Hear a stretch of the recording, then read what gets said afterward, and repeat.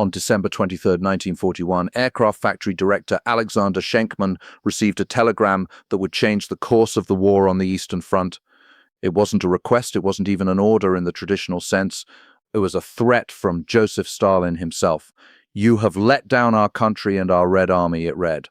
"The Il-2 aircraft are necessary for our Red Army now, like air, like bread. Schenkman produces one Il-2 a day and Tretyakov builds 1 or 2 MiG-3s daily. This is a mockery of our country and the Red Army. I ask you not to try the government's patience and demand that you manufacture more Il-2s. This is my final warning."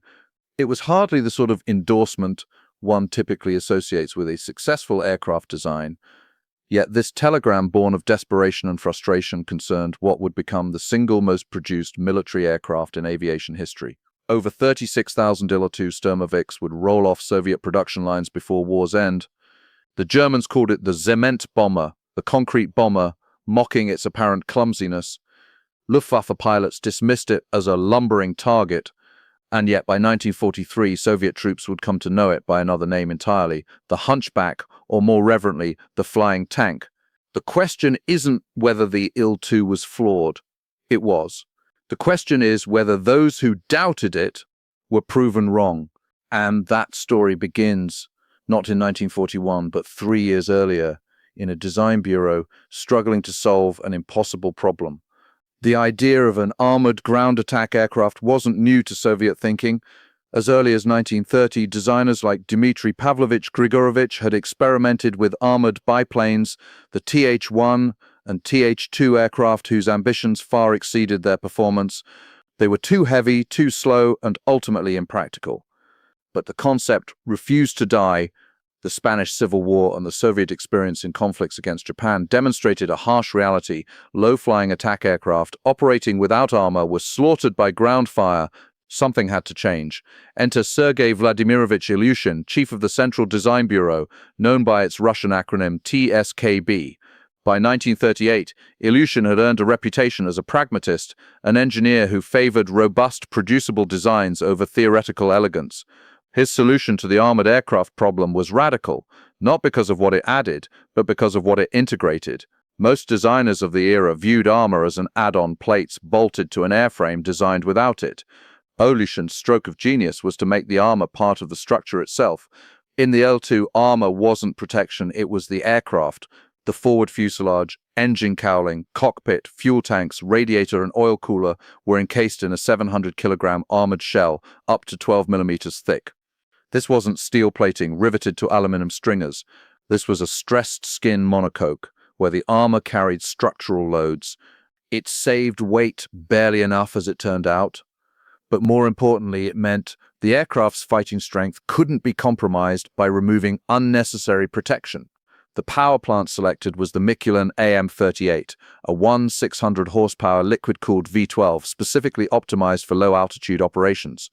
Unlike most engines of the period which prioritized high-altitude performance, the AM-38 was tuned for maximum power below 1,650 meters. This made perfect sense for a ground attack role where the aircraft would spend its entire operational life skimming treetops and rooftops. But it also meant the Il-2 would be helpless at altitude, a limitation that would prove costly. Armament was straightforward and brutal: 2 20mm Schwack cannons and 2 7.62mm Schwack machine guns in the wings, supplemented by up to 400 kilograms of bombs and 8 RS-82 rockets under wing. The design emphasized reliability and ease of maintenance over sophistication. This was an aircraft intended for frontline airstrips, not pristine airbases. The prototype, designated TSKB-55, first flew in October 1939. Test pilots praised its stability and ease of handling. The armor worked. Small arms fire and shell fragments that would cripple conventional aircraft simply bounced off. But there were problems, serious ones. The aircraft was nose-heavy, demanding constant trim adjustments. More concerning, it was a single-seater. Ilyushin had intended a 2-seat configuration with a rear gunner, but the weight penalty proved unacceptable. To meet performance requirements, the gunner position was deleted. This decision haunted the Il-2 throughout its early service. Without a rear gunner, the aircraft was fatally vulnerable to attacks from behind and above, exactly where Luftwaffe fighters preferred to strike. Soviet pilots would pay for this compromise in blood. Production approval came in early 1940, with initial deliveries beginning in March 1941, just months before Operation Barbarossa unleashed the full fury of the Wehrmacht against the Soviet Union. At this stage, the VVS Vojenno-Vozdushnie Sily, the Soviet Air Forces, possessed fewer than 250 Il-2s, most flown by inexperienced crews still learning the aircraft's quirks. When the German invasion began on June 22, 1941, the Sturmovik force was neither ready for combat nor present in sufficient numbers to matter. Stalin's furious telegram that December wasn't hyperbole. It was desperation. The Il-2's baptism of fire was a catastrophe. In the first month of Operation Barbarossa, the VVS lost over 4,000 aircraft of all types, annihilated on the ground, shot down by flak, or overwhelmed by the Luftwaffe's Messerschmitt Bf-109S. Il-2 units were no exception. The 4th Assault Aviation Regiment, for instance, lost 55 of its aircraft in the opening weeks. Inexperienced pilots flying an unfamiliar aircraft against an enemy at the peak of its power faced predictable results. Yet even in these desperate early battles, the Il-2 demonstrated flashes of what it could become. German ground forces reported that Sturmovik attacks, when they succeeded, were uniquely terrifying.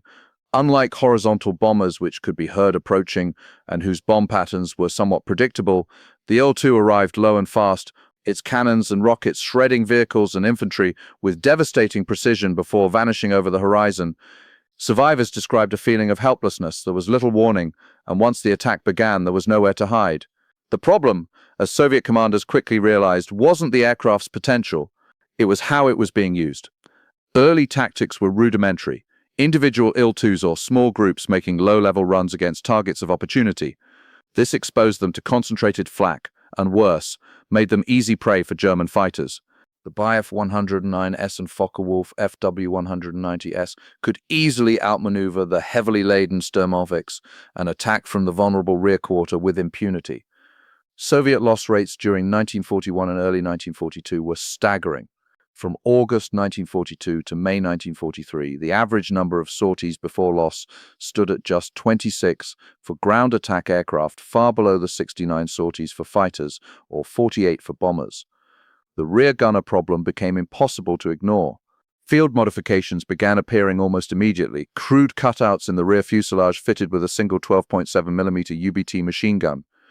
These modifications were dangerous and often ineffective. The gunner position lacked armor and offered minimal protection.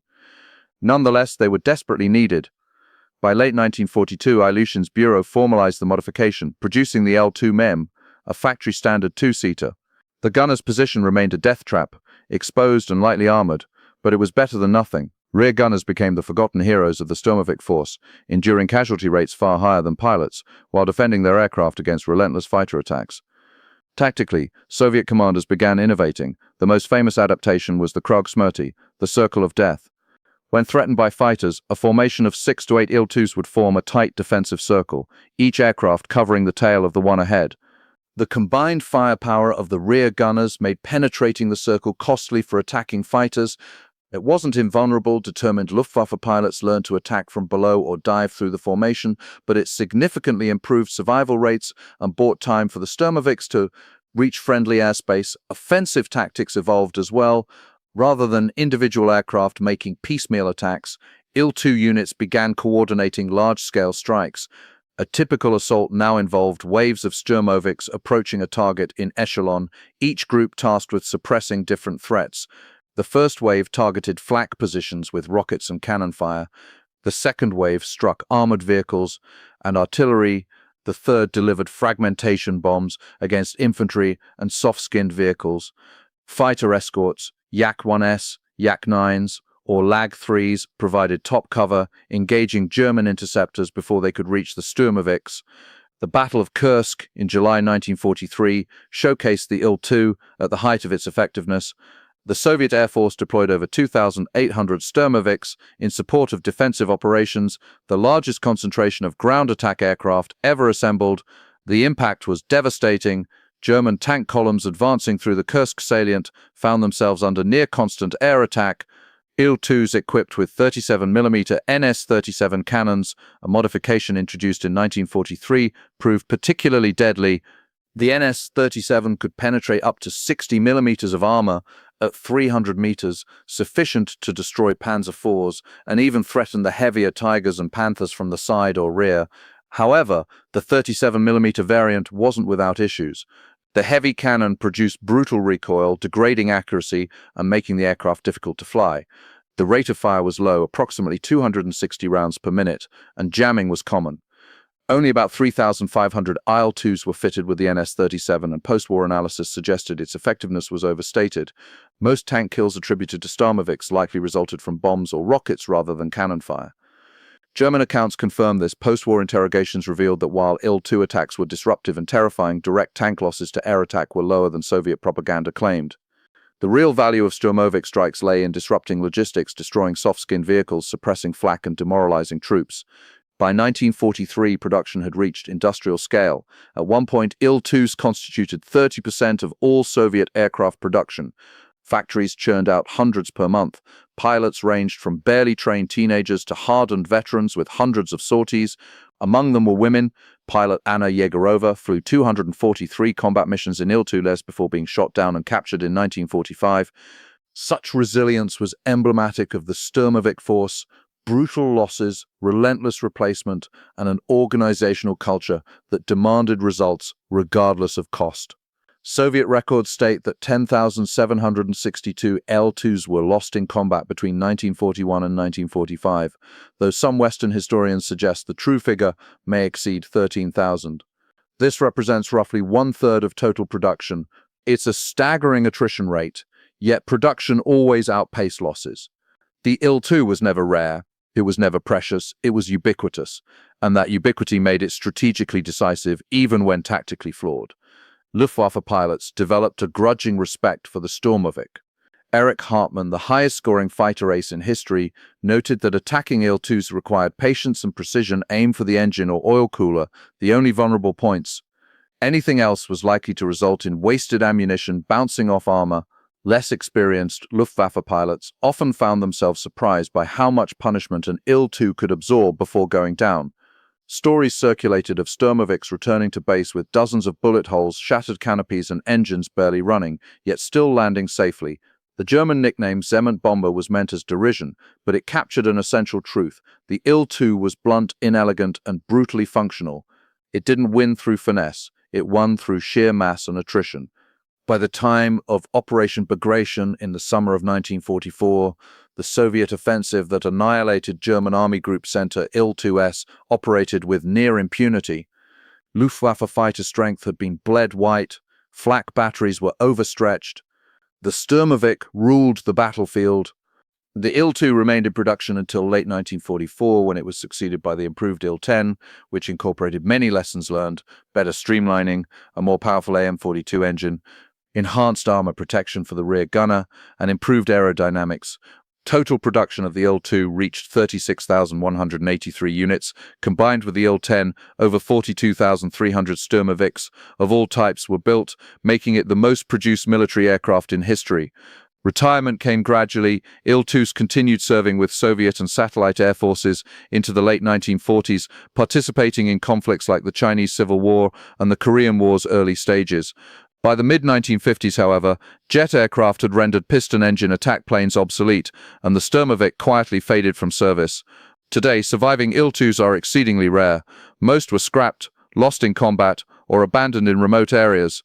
Only a handful remain in museums worldwide.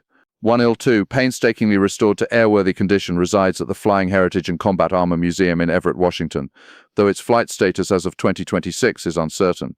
Another airworthy example exists in Russia.